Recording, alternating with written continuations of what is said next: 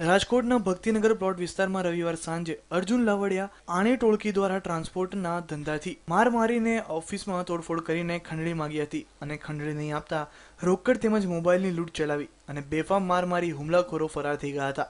આ ઘટનાના ઘેરા પ્રત્યાઘાતો પડ્યા હતા, જેથી પોલીસે તાકીદી કાર્યવાહી કરીને મુખ્ય સૂત્રધાર અર્જુન લાવડિયાને દબોચી લીધો હતો।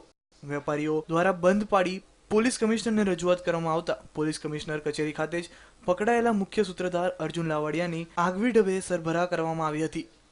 ભક્તિનગર સ્ટેશન પ્લોટમાં જે ટ્રાન્સપોર્ટ ઉપર હુમલો થયેલો જે બાબતે તાત્કાલિક અર્જુન આહિરને પકડવામાં આવેલ। ત્યારબાદ તપાસ દરમિયાન ગઈકાલે મહેશ પ્રભાતભાઈ ચાવડા નામના આરોપીને પકડેલ છે। કુલ બીજા 5 નામ ખોલવા પામેલ છે। તપાસ ચાલુ છે। આરોપીની તજવીજ હાલ અટક કરવામાં ચાલુ છે એમની શોધખોળ માટે, હજી હાલ મળી આવેલા નથી।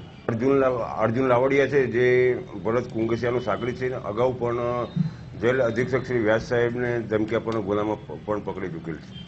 આ પ્રકરણમાં વધુ આરોપીઓને પકડવા માટે પોલીસે કવાયત હાથ ધરી હતી।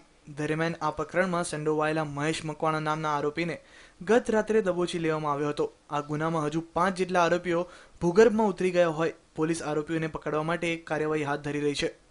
Bureau report, news online, Rajkot.